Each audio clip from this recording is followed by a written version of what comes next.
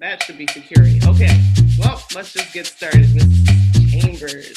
So, welcome back. Thank you for joining me today. We are doing another lit book talk. And today we're doing a lit book talk with the author of, we're going to talk two stories because this author has given us two awesome stories to explore. Do Not Touch Me There. And I love that title a lot. Thank you. Yes. And also, yeah, I think this is what made me drawn to you. Sometimes grandma and grandpa forget. So these books are written by Kacy Chambers. She's joining us today. Thank you so much, Kacy, for being here to Thank you talk. for having me. Yes, of course. Like I said, I was just going through on I was on IG and I saw the kinds of books that you're sharing with, you know, the youth, with parents, with everyone out here. And I said, you know what? I like this angle. I like that we're getting into, you know, more serious concepts, but like, you know, breaking it down for the home, bite-sized, comfortable eats. So Right. I'm really curious. I'm excited to get into that, but I just want to start with making sure it's clear what we're going to do so we stay focused. We're just going to talk about how you generated your topic, like the brainstorming behind your creative pieces, and then getting the work done. Like, I'm really curious about how it was for you to put your books together. And finally, getting like the business side, the whole marketing side to your creative masterpiece, because that was something else that drew me to you. It was like, oh, she's got her book available pre-order and like Etsy, all these different places. And I was just like, let's get into that. And then to conclude, we'll finish with just like tips and advice that you have for someone who is, you know, trying to do what you've done and share a story that needs to be heard with the world. So, yeah, that's what we're going to do. But let's start with who you are. Who are you, Miss Kacy Chambers? Well, I am a mom of two children, a wife. I'm a stay-at-home mom, and my husband he works in the IT field, and we all live in Memphis, Tennessee. That's where I'm from. Born and raised in Memphis, Tennessee. I went away for a while for school, but we ended up back here. So I've been back in Memphis now for the last 10 years. Nice. Okay, very good. So you've got your family out there in the South, and you just did you have a background in writing stories or a passion? Well, no, but I used to write poetry. I my teachers when I was in fourth grade and again in sixth grade, they had us do a 50 poem anthology for a Mother's Day project. Wow. And the very first time I got kind of, like hooked. And I thought, because I mean, I fell in love with Shel Silverstein, the Yeah, poet. yeah. 'Cause his poems are just so cute for kids. But anyway, I got kind of hooked then. But then in sixth grade, when we had to do it again, it just really reeled me in. So I started writing poetry in sixth grade, for real, and continued to do it until all throughout, high school, college. Then after I started when I had my first child, I kind of, just stopped writing. I don't know. I just kind of, life kicked in, got to work. So Yeah. I stopped writing my poetry. And it's funny because my sister told me a couple of months ago, before I wrote my book, she said, you should really start writing your poetry again. But it turned out that it wasn't the poetry that got me back into writing. It turned into writing books. And so it's weird because I think had I not had that, foundation with poetry, I don't know if I would be here today with my book. Just me personally, just on my journey. So I really think that's what kind of led me here. Wow. Okay. I like that you have a background though. Like you have a background of exploring literature and, you know, in a way that it resonated with you when you were younger. And Yeah, yeah. that's so cool because, you know, That is. yeah, it is because I don't have that. I mean, I have a literature background, but like I didn't dive into poetry. And I do love poetry, but I didn't like really dive into it and write for myself. Right. to hear that you did that and, took a break from it because, I mean, life, like you said, starting a family is work, and then work on top of that work. Right, right. Oh, it's cool that you came back to it though. So Yeah, yeah, I'm excited. I'm very excited. yes, yes. I don't know which one to like start with, do not touch me there, or sometimes grandma and grandpa forget. Like, these are your first Yeah, book? well, Do Not Touch Me There was my first book. First. Um, yeah, and so with that one, it really, I felt, it's weird because I'm constantly having that conversation with my children, whenever they would go away, go to camp or go visit family, friends, whatever. Whenever they would come back, it would be these, questions. Did Good. anybody ever touch you? Did anybody ever, So I'm going through these lists of questions with them on a regular basis. And I'm thinking, I know I'm not the only one doing this. I hear my friends say that they're doing it too. Why don't we just have a book where they can read about it and, be able to have these conversations together through that process of reading the book. So that's why I started with that book.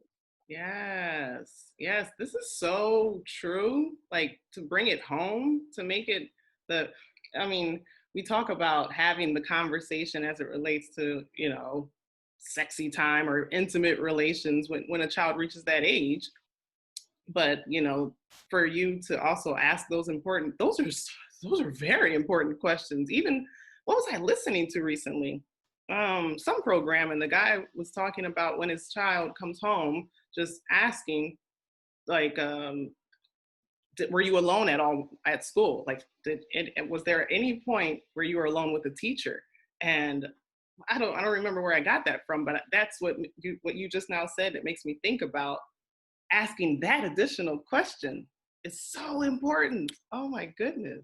And when you think about it, our generation, one of my customers actually reminded me of this, but we were born through that generation where we were taught about stranger danger.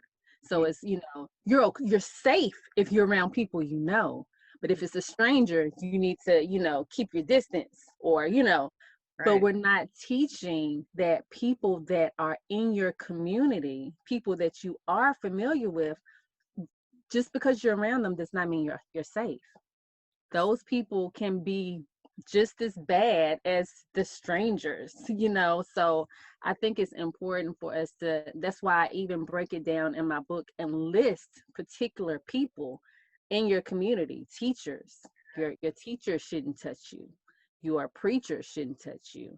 Your doctor should only touch you when your parents are present, So I was trying to be very specific Yes. so that, you know, parents can really, because you can choose, even though I'm touching on it, you can choose as a parent to go deeper into the subject. I'm not putting my, all of my opinion inside of the book. You can choose to go deeper inside of that specific, realm if you want to. But I did want to touch on kind of all of these different people in your community, and to let you know, just because they're your cousin, your brother, whoever, they still can't touch you, and they still can't ask. It's not okay for them to ask you to touch them either, so. Yes. Yes. Oh my goodness. I agree 100%. And I love that you turned it into like a book for, to have that conversation, really get that families engaged and spread awareness, but also, yeah, the idea that even people who are the closest to us still, you They have to might live respect. in your house. They might live with you, but they still don't have the right to your private parts. Exactly. Teaching that idea of, just setting boundaries and learning at an early age, like, okay, that's invasive. So I'm going to Right. say no. Just like Because yeah, go ahead. just think about how many kids have never had the conversation. So when it first happens, they don't even, I mean, it's weird to them, but they don't know, is this supposed to happen or is it not? So if we start saying it very early that no, it's not supposed to, and that even when I sign my books, I sign it, it's okay to say no, Mm. because we have to let our kids know you don't just say yes just because they're adults. We can say no, say no. Yes, yes. Oh, this is great. What age would you say your book is like geared, like, yeah, what is the target age group?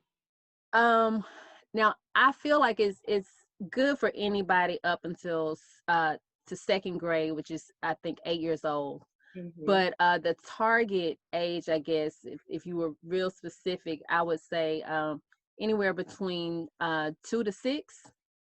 Nice. 'Cause, But yeah. my daughter's 8, and my daughter loves it, and I know, and she's in second grade, and not to, I know she's biased because she's my daughter, but I have had other second grade parents who have bought the book who said that their kids really liked it too. So that's why I kind of stretch it to 8. Yeah, I understand that. It makes sense, actually. That's why I was asking, because I'm like, these are ideas that we should plant early. Like my daughter, she's 20 months old today. Wow. Uh, Wow. yeah, but even for her, I think she's at an age where she's not going to communicate it back to me, but we can at least start having. So she can hear it. Yes, exactly. And then on top of that, because the idea is one, the concepts of the book, and setting these kinds of boundaries is one that, like, it it goes far past puberty. Like, set that age group at 8 to 10, or it makes sense. It definitely. Right, because the truth is, if you've never had the conversation, then it really doesn't matter how old the child is. If you just need to be able to open the door to the discussion, then you could still use the book no matter how old the child is, because this discussion is better than no discussion. This is true. This is so true. Yeah, I think about, like, earlier this summer, that anti-racist baby book came out by Ibram. I don't remember his full name. Kendi. Yes, Ibram X. So, and it was like a big hit as I was, like, just getting into this whole, like, realm of publishing. And I'm looking at this book, and I remember looking at a video of the interior of the book, and I'm like, this is a bit too high level. Like, this is difficult for a child to understand. But what I liked about it is, like, it kind of has similar ideas here as your book, where it's like, start them early, but also realize that this book, just because it is set for this age group, doesn't mean that if you're outside of this age group, what's inside of it, like, the contents don't apply to you. So Right. I like this new genre, really, of, like, 0 to wherever life experiences may take you. Right. 0 and beyond. Exactly. Exactly. Oh my goodness. But that's good. I like that about do not touch me there, because you're bringing it home, you're getting the family involved and the community. And I'm all for these kinds of stories. So, but before we move into, like, you putting this book together, I want to know a little bit about the background of grandma and grandpa. Yeah, sometimes grandma and grandpa forget. Where did you get this one? Well, we have had lots of family members personally who have suffered with dementia. Wow. So my kids, my grandparents, both of my grandparents on my mom's side, have dementia currently. And so, oh, thank you. And I was having to have conversations with my children about why we were doing certain things for their grandparents. Mm. And it, and one of my oldest, he would be very specific with his questions. Well, she's a grown up, so why do we have to go make sure, like, babysit her? Why do we have to go over there and keep her Right. if she's a grown up? Grown ups don't need people to keep them. Or, why do we have to make sure she takes her medicine? Or why do we have to, so it was just me constantly having to answer these questions. And I thought, there are tons of people with Alzheimer's and dementia. So everybody has got to be getting, bombarded with these questions from their kids. Why don't we make a book? Again, I love how, like, your thinking goes back to, but why don't we just have a book for this? Why don't we have a book? It's like, we need a book because, I mean, we've done like in my family, we've done the Alzheimer's walks.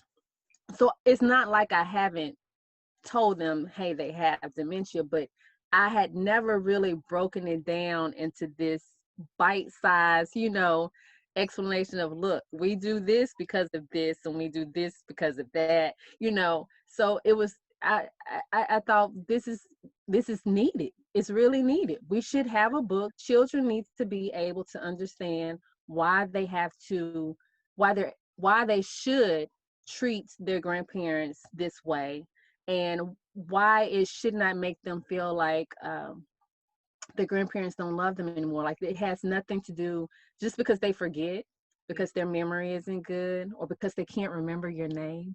It doesn't mean that they don't love you. They do love you. So I even go into that in the book to explain how much they love you. So yeah, that's how that book was born, and I dedicate it to all of the members in my family who have that are currently suffering from Alzheimer's and dementia, and the ones who've passed from that. That's thoughtful. That's definitely a sweet gesture, and sweet story, like the inspiration behind you putting this book together. It hits home for me too, because I have, in my family, my grandmother, who, well, she passed like 3 years ago, but yeah, she suffered from dementia too. So it's very common. Yeah, you're right. It is. It's very common. Yes. So But I don't think that just, I don't think grown-ups are being just, dismissive technically by, not having these conversations with kids. I just think that they don't think about it. We just don't think to really explain it to them. We just think, we're moving, we're caring, especially the caregiver. You're doing your caregiver duties, you're doing your mom duties. You really just don't think to just stop and have this whole lesson on, dementia and how it's affecting our loved ones.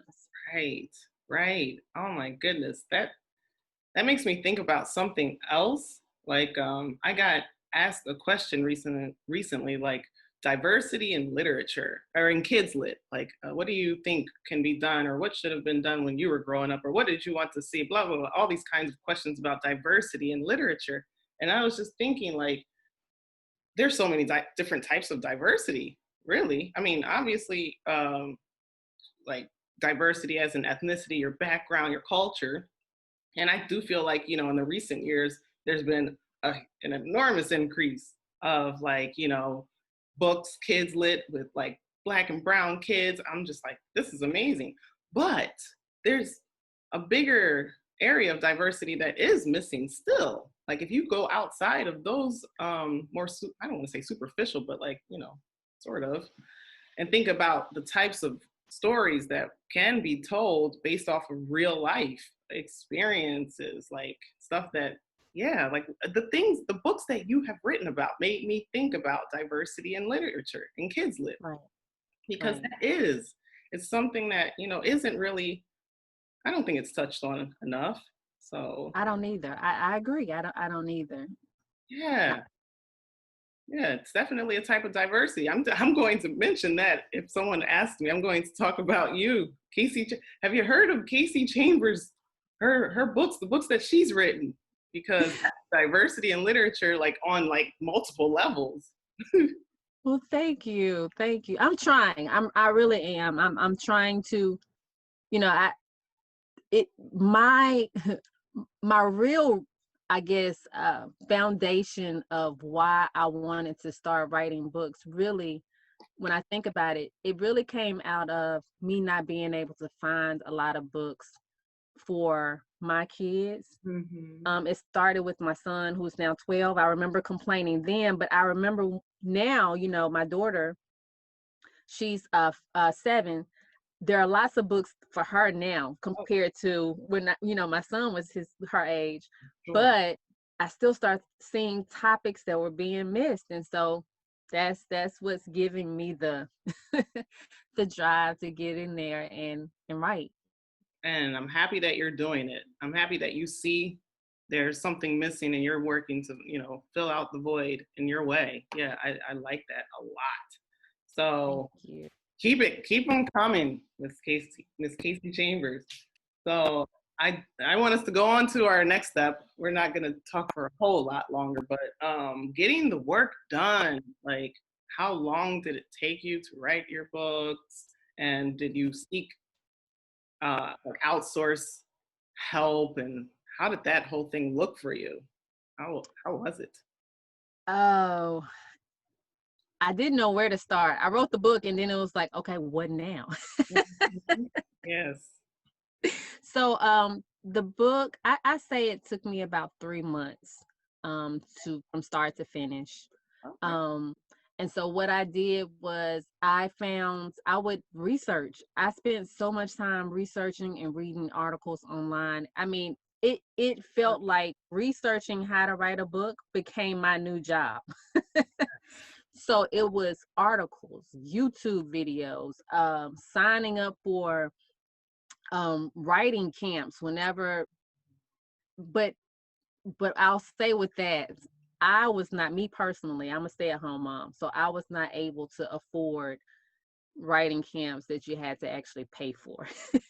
So Okay. I w- so I was only, any free camp that I saw, I would jump in to see if I could just find, even though those camps were maybe for writing your entire book and I had already written the book, I would just jump in to see if I could find something that could help me on my journey to get it published.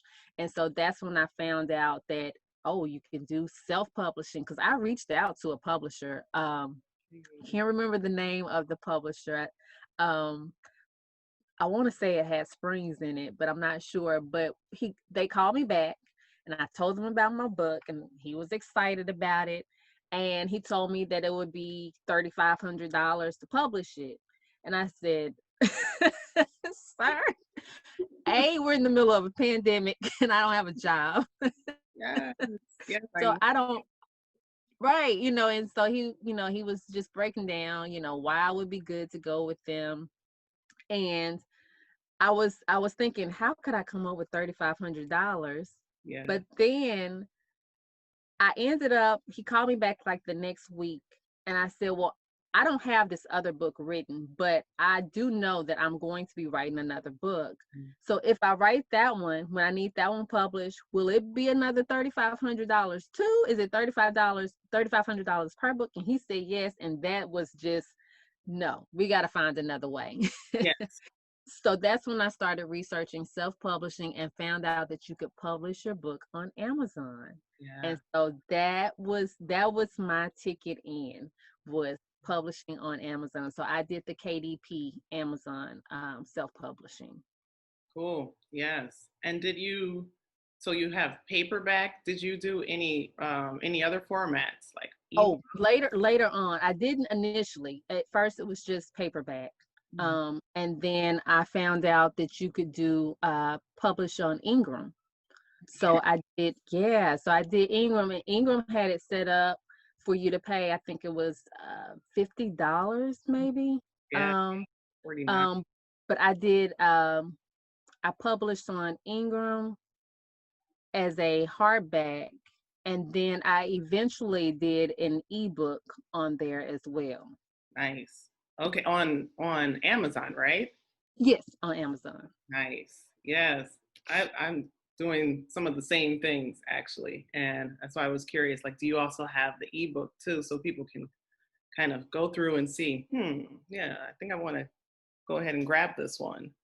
Yeah, and I almost didn't do the ebook because, but it's really a selfish reason. I'm not an ebook reader. I like I like to hold my books. Mhm. So I didn't really realize that so many other people are totally fine with ebooks, but I didn't want to miss that crowd of people. Yes. Because, some people might think that having books is, clutter, physical books, and might just want to have all ebooks. So I didn't want to, neglect that crowd.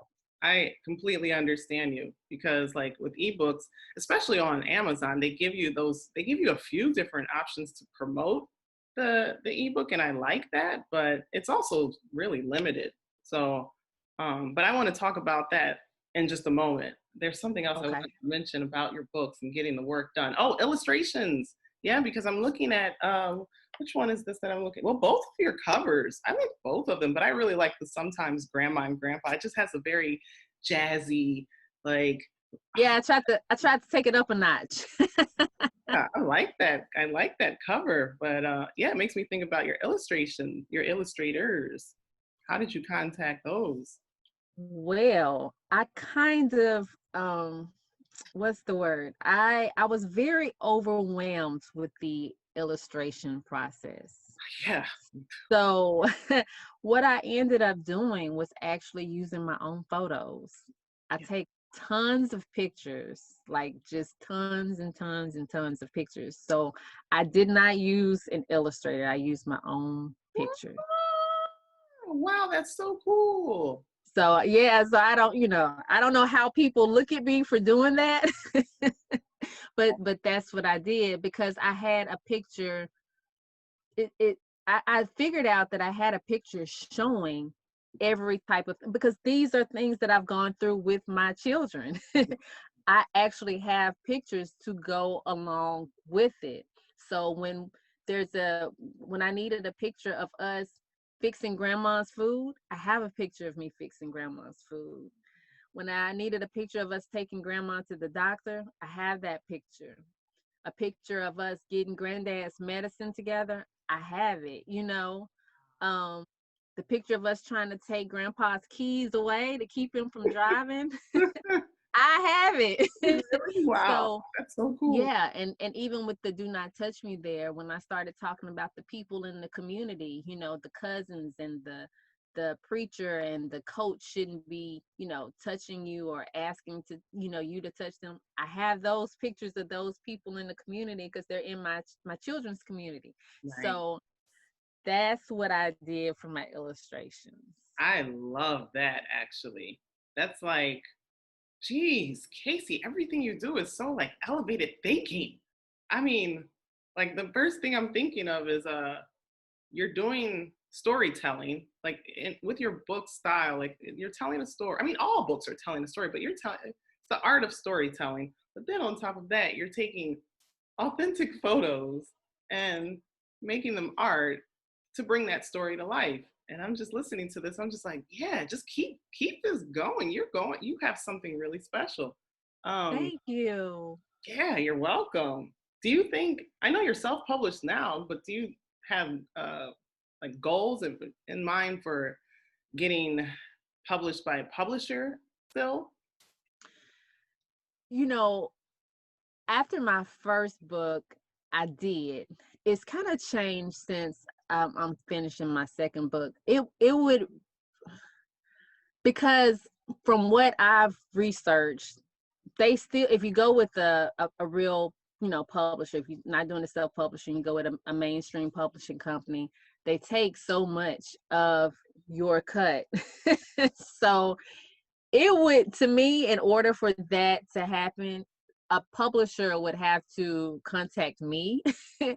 and it would have to be some kind of sweet deal because Yeah. I just, I Mhm. mean, I if whenever they say no, I can do it on my own. So, if we can't come to, some kind of great agreement, I don't think so. I hear you, and I like that. I think that well, now we can get into some of the like business side and marketing because I cyber stalked you a little bit. Uh, I just was looking at where your book is available, and maybe you can start there. Like start and just tell those who are listening where we can find your book. So I am in Amazon, Yeah, Walmart online, nice. Books a Million online, Ooh. The Google Play Store. The ebook should be in the Google Play Store now.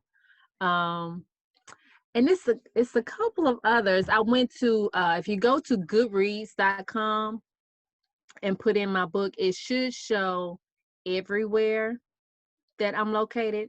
And then also on top of those places, I did get my book into some bookstores just around the United States. A couple of bookstores, just small, bookstores. I reached out to a couple of them, when with the pandemic happening, they said that a lot of bookstores were really suffering, Yeah. especially the smaller ones. So I did reach out to a couple of them to see if they were interested, and I did have a couple of them say sure, and they did purchase some books to put the 2 or 3, to start off with in their stores. Oh, that's so good. I'm happy that you went that route too with indie or independent bookstores because, yeah, I'm hearing Yeah. a lot about that too. Like these poor bookstores and libraries too are just, they're suffering right now. So Right, right. it's good that you put your books out there and so many other places too. This is good.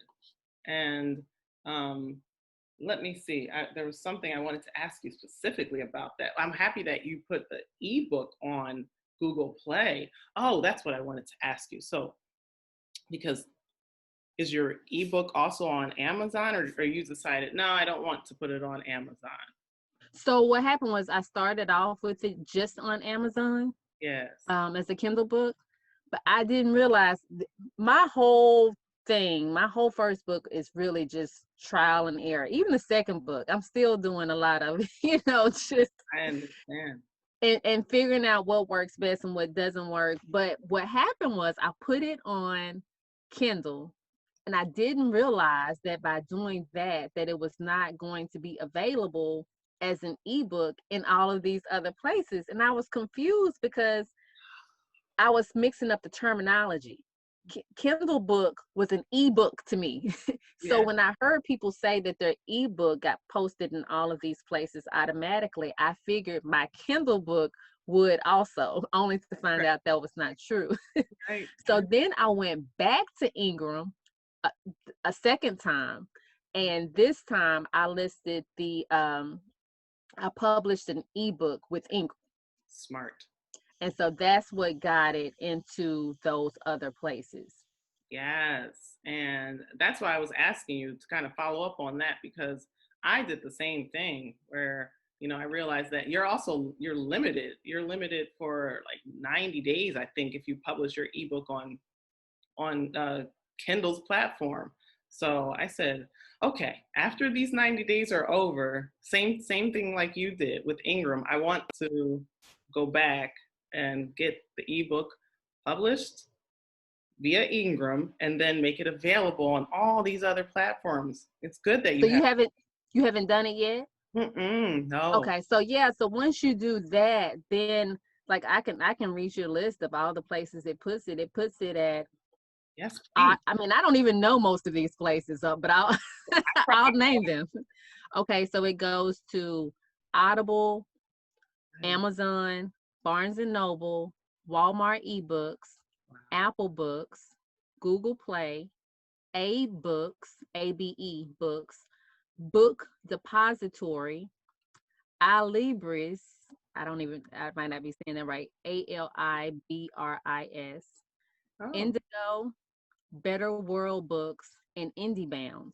So wow. that is where all of my books are, in addition to my website and Etsy and the small independent bookstores that have picked it up.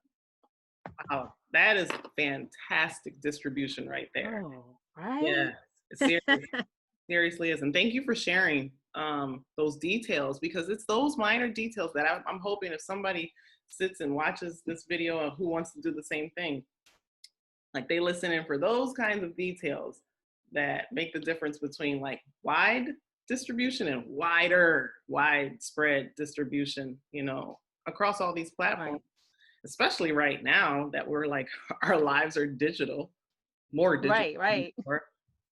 Yeah. Right. Exactly. So it's really good that you have, yeah, you have your book all over the place. Oh, and I saw on Etsy. Yeah, I saw your book on Etsy. I said, oh, why didn't I think of something like this? I'm going to do the same thing. But you But also, I can't even take credit for that. That was me seeing somebody post online. Somebody on Facebook posted, have any of you tried selling your books on Etsy? I'm selling mine on there and they're doing great. And I was thinking, now I have an Etsy shop because I crochet as well. So I sell scarves.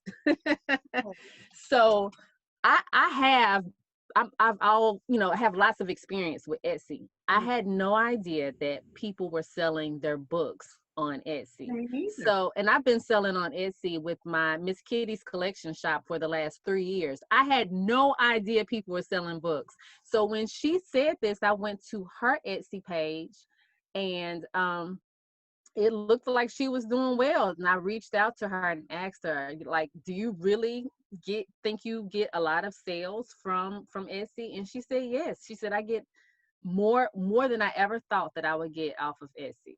Yeah. So I didn't need to hear anymore. I set up my Etsy shop immediately. Immediately. Yes.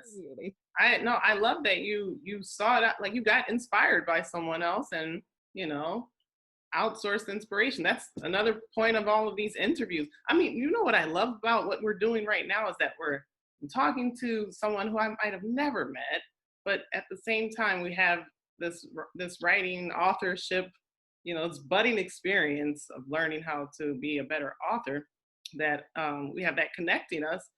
I love learning from all of these experiences because I got in contact with you because I saw the way that you are sharing your stories, and that inspired me. I said, I want to know more about you. Then I go into your social medias and Etsy. I'm like, oh, I love this. I'm going to go ahead and I'm going to grab onto that one too. Like, it's just, we're inspiring each other. I really like that.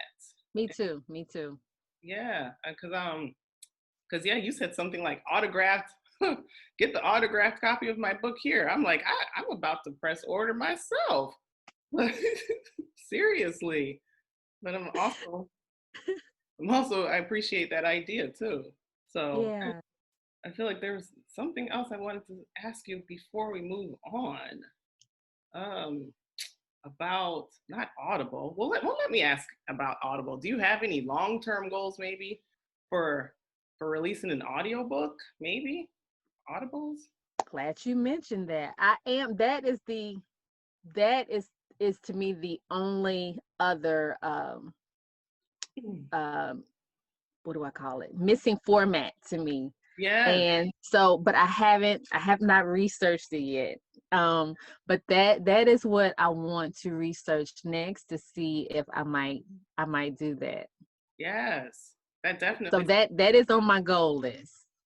Good. But it just my thing is, I don't know, maybe I don't know if I over research or not. When I decide I want to do something, I have to really like dig in and like really research it before I commit and actually do it. So I haven't done it yet because I haven't had the time to just really commit to doing that much research with me trying to get my second book published. But once I get this book complete, I think that is going to be my next step, is figuring out how to do the audiobooks, and do I feel like it would be worth it for me to jump in and offer that. Yes, definitely. I like that you want to take some time to do some research, or like this is just your being. That's how you operate. Like I'm gonna hop onto this next project after I finish working on this current one. But like you got to stay busy. You got to stay busy with these creative projects. That's good. That's great. Thank you. And yeah, and that actually made me think about what I wanted to ask before we end here. Like with book 2 that's coming out, you have some details for pre-order. Do you have pre-order, or is the book already out and available? No, it's not available, but I do have it set up where you can pre-order from my website. Nice. So I've had some pre-orders already, and I'm really going to try to push it starting this week, trying to get more pre-orders out there. But yeah, I'm excited. I'm trying to get together, and I'm trying to decide if I will be purchasing items to go along with the next book like I did with the first book, because you can go all out with these books and you can end up eating all your profit away. And I learned that the first time, because with my first book, when you get the book, you get it, so I autograph it, which of course that's free. I had to order the pen, but besides that, but Right. you get a bracelet, and it's a glow in the dark bracelet. Oh, And no. it says, do not touch me there. Is it upside down? Yeah, it's upside down. Wow. Do I get this if But I purchase the book? yeah, so if you purchase from me, you get that, and then you get a bookmark also. Nice.